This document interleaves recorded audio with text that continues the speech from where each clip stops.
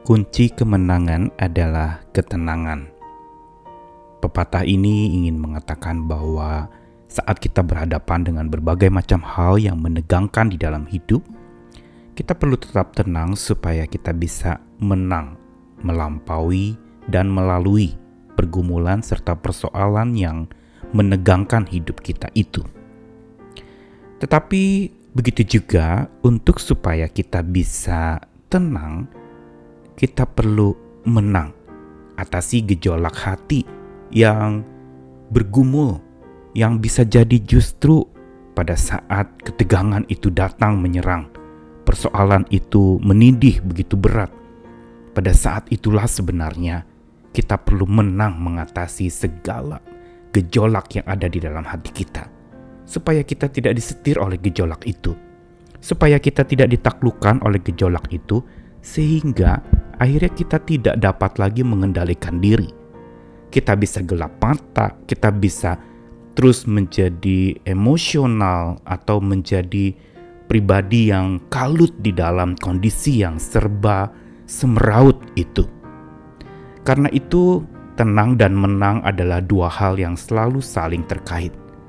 Untuk supaya kita bisa tenang, kita perlu menang. Tetapi untuk supaya kita bisa menang, kita perlu tenang. Karena hanya dengan menanglah kita bisa tenang menghadapi segala sesuatu yang terjadi di dalam hidup ini. Saya Nikolas Kurniawan menemani lagi dalam Sabda Tuhan hari ini dari kisah masih seputar Natal dari Matius pasal 2 ayat 13 sampai 23. Kita akan menyoroti sosok yang Tuhan pakai juga selain Maria ada Yusuf, suami Maria. Matius 2 ayat 13 sampai 23, setelah orang-orang Majus itu berangkat, nampaklah malaikat Tuhan kepada Yusuf dalam mimpi dan berkata, "Bangunlah, ambillah anak itu serta ibunya.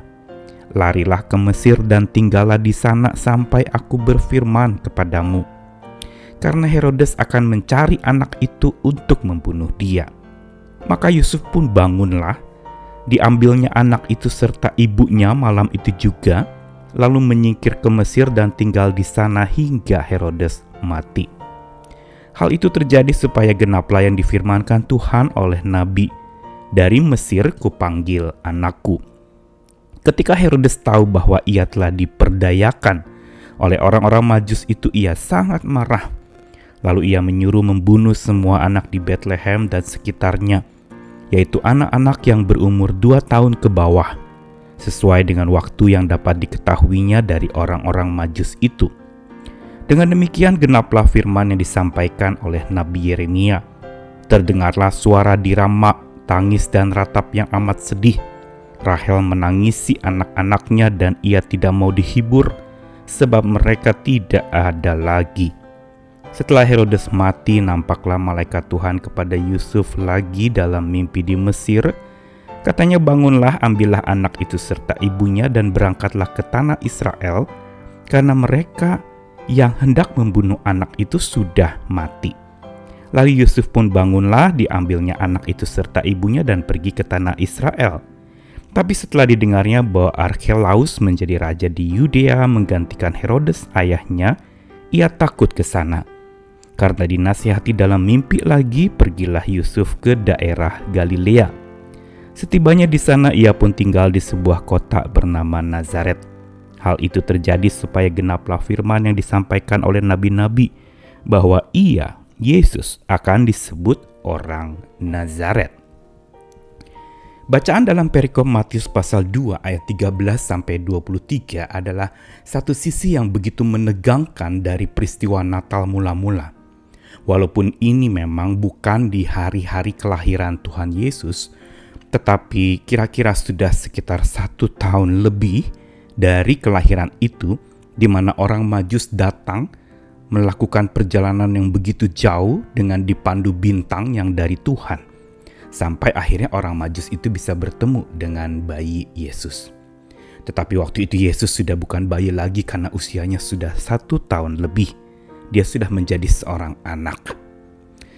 Dan sepulang orang-orang Majus itu kembali ke tanah asalnya, maka Herodes pun marah dan mengira dia diperdaya oleh para majusi itu, sehingga dia perintahkan untuk membunuhi anak-anak di bawah usia 2 tahun.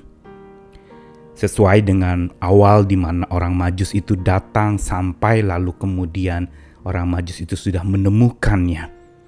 Dan lalu kemudian kita melihat bagaimana peristiwa ini adalah peristiwa yang sangat mencekam, terkhusus buat Yusuf dan Maria yang tentu saja itu akan menjadi terancam oleh ancaman pembunuhan bagi anak-anak kecil pada waktu itu.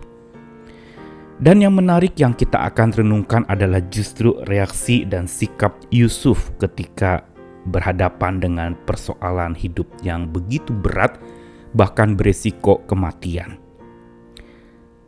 Perhatikan bagaimana Yusuf menghadapi masa-masa tegang itu.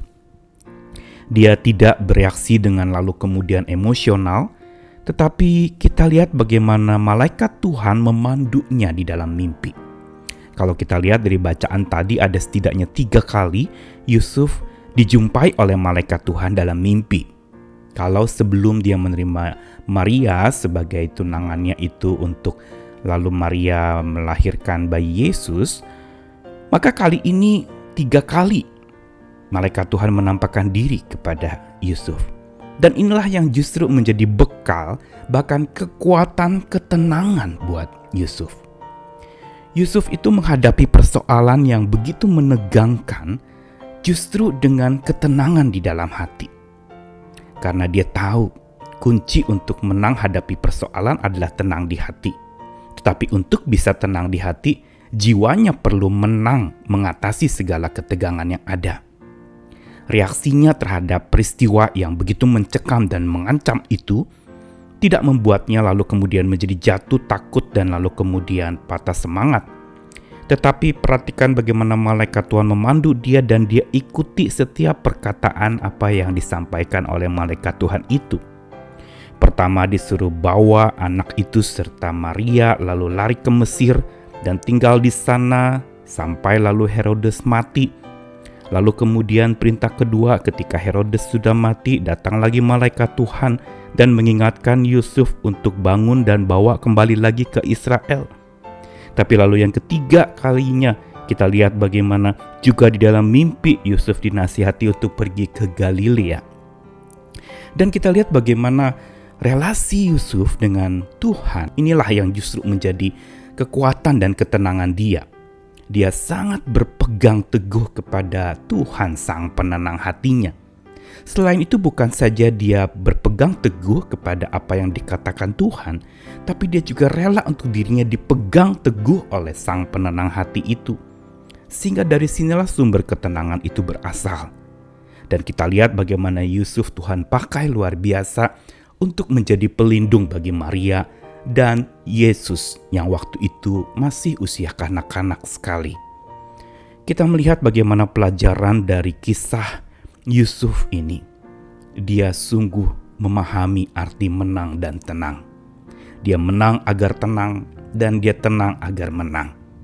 Semua adalah karena dia mau dipegang oleh Tuhan sang penenang hati itu. Dia mau untuk terus berpegang kepada apa yang dikatakan oleh sang penenang hati itu. Sehingga ketika dia patuh dan melakukannya, Tuhan memberikan kepadanya sebuah upah ketenangan sekaligus kemenangan. Dia berhasil mengatasi segala persoalan yang menegangkan dalam hidupnya. Hari-hari ini ketika kita berhadapan dengan berbagai macam persoalan yang tak kunjung usai, yang menyebabkan ketegangan di hati, yang menyebabkan mungkin protes, kelelahan, ketakutan, khawatir, cemas akan hari esok. Mari kita belajar dari Yusuf hari ini untuk supaya kita bisa tenang, supaya menang, dan supaya kita bisa menang agar kita menjadi tenang.